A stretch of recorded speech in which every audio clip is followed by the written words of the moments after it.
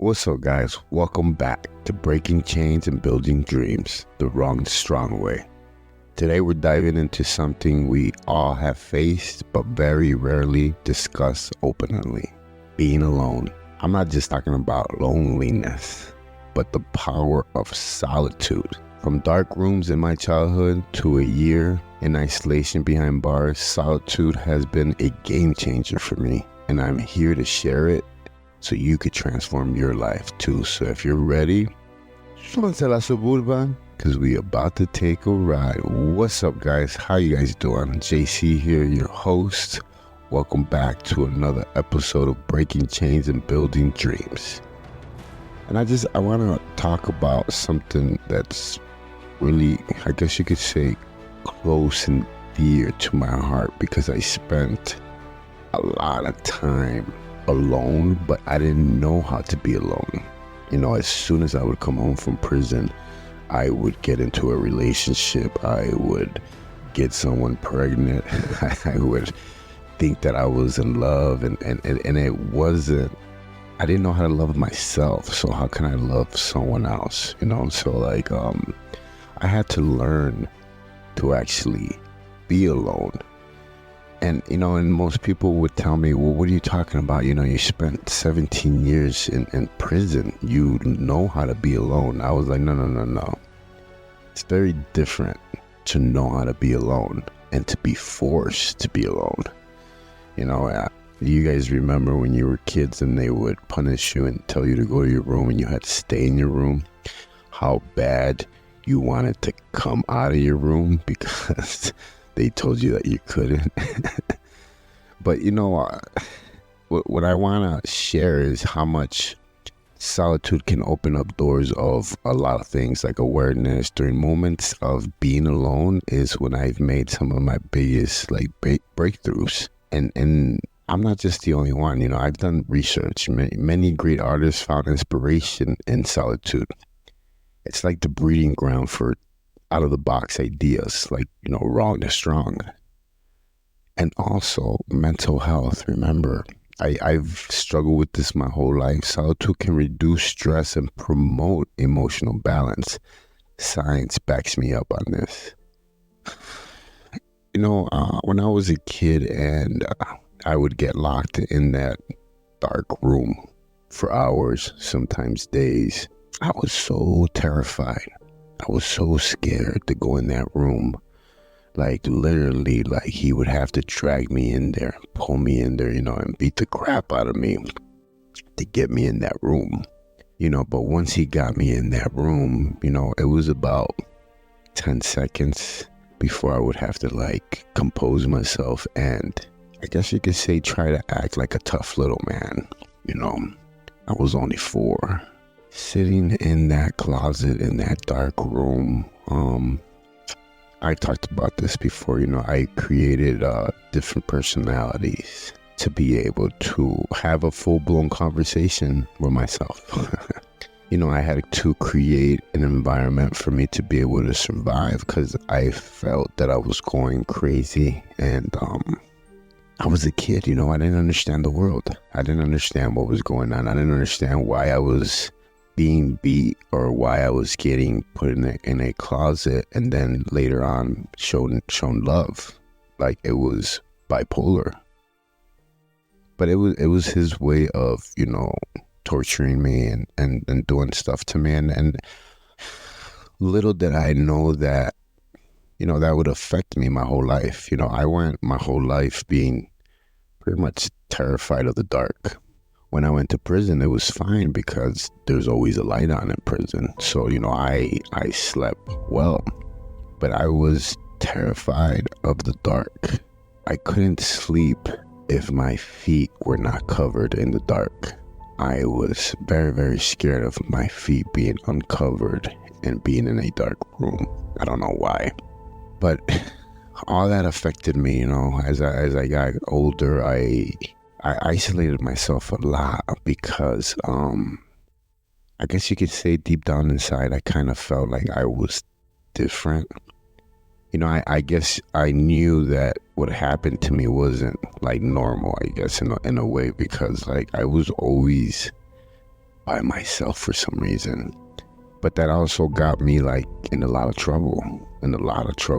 When me and my wife separated and I had to be alone for the first time in my life, I was like, the main thing that motivated me is that I was like, I'm gonna prove to her that everything that she went through was not in vain. Like, I'm not gonna run to the next girl. I'm not gonna no, I'm gonna embrace this and learn to be alone and learn to do something that I never did before. And that's like, not move on to the next relationship. Like it was, I was very dysfunctional when it came to relationships because I didn't know how to be alone. I was very codependent.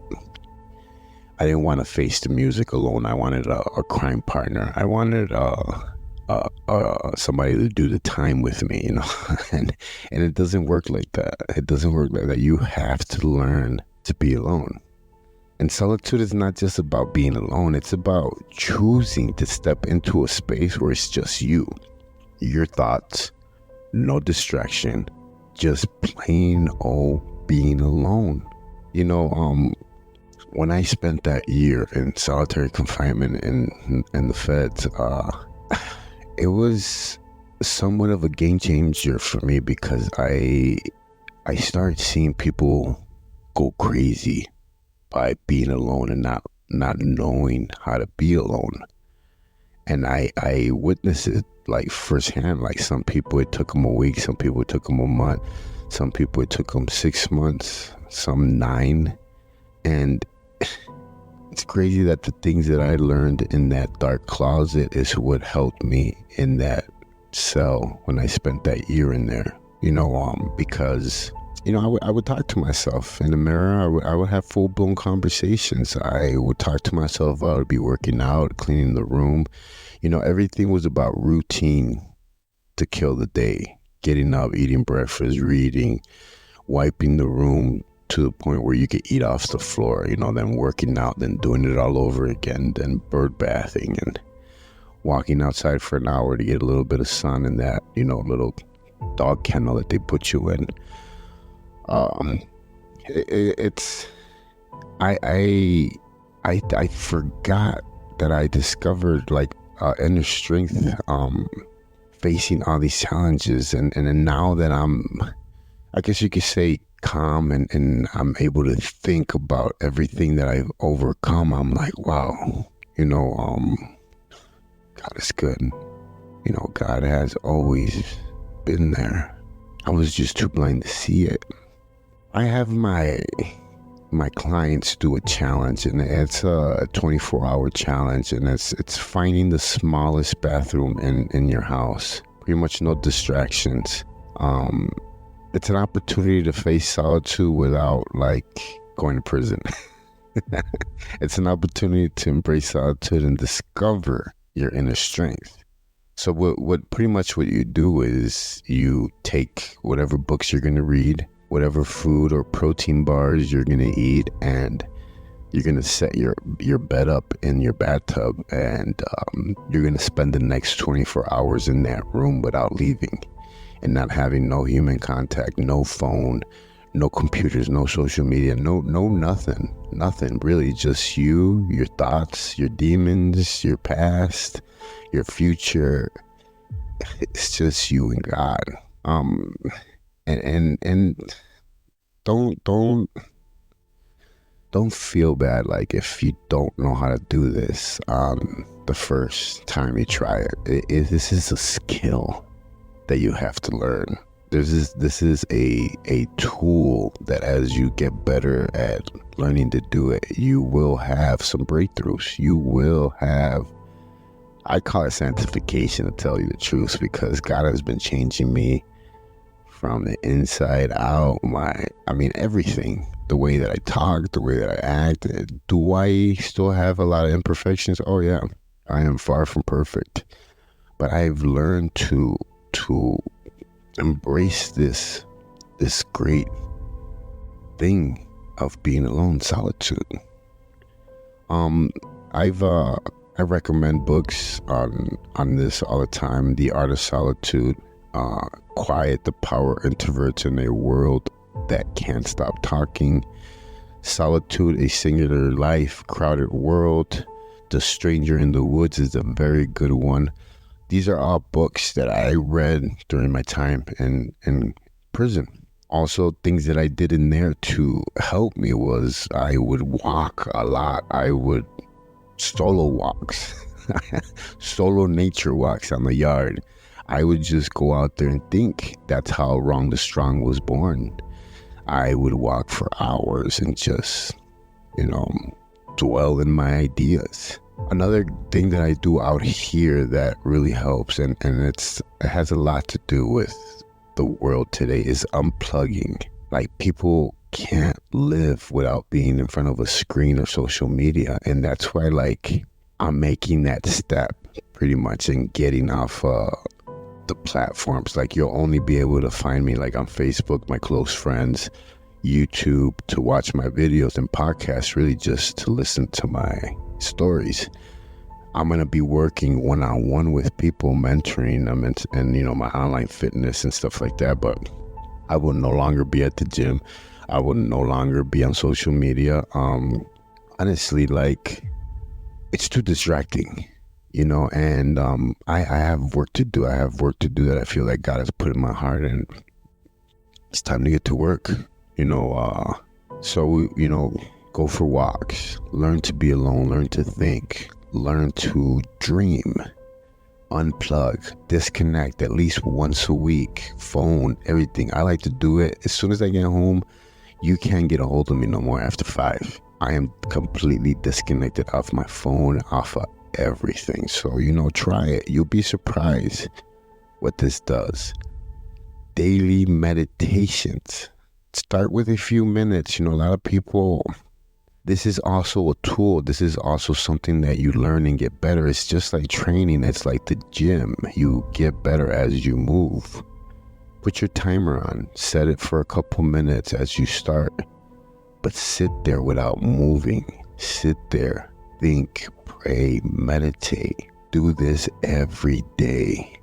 Trust me, this will change your life.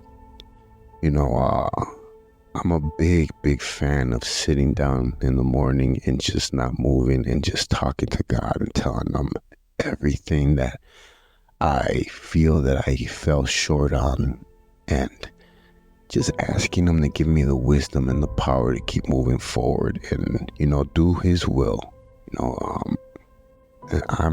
I feel that the gift that he's given me is to teach people what I've learned throughout my life, and what I went through wasn't in vain.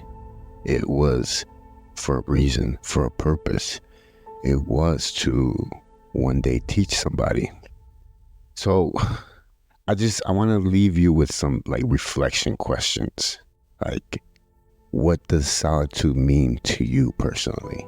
How do you respond when you're alone for an extended period of time? Like, are you the one that can't be home alone? Like, you get home and you put stuff away and right away you're out the door, back on the streets? What lessons have you learned from your past moments in solitude? What activities or practices bring you comfort during solitude moments? Me, it always has been, walks, anything that has to do with fitness. When I had my gym in the garage, it was really nice to get up in the morning, spend some time with God, talking to him, and then going straight into the gym, into the garage, and just working out alone. No distractions, quiet. In what ways do you believe solitude can contribute to your personal growth and well-being? Do you have any fears or concerns about being alone? I challenge you to embrace solitude, to understand its power, and use it to grow. If you're struggling with this, check out my USP MAX program. I'll mentor you and help you understand by simple tools, reading books, talking, journaling, getting into a routine where you learn to build. Just like the gym, you have to work out, you have to eat, you have to sleep, you have to be stress-free. It's the same thing as learning all these little techniques and tools.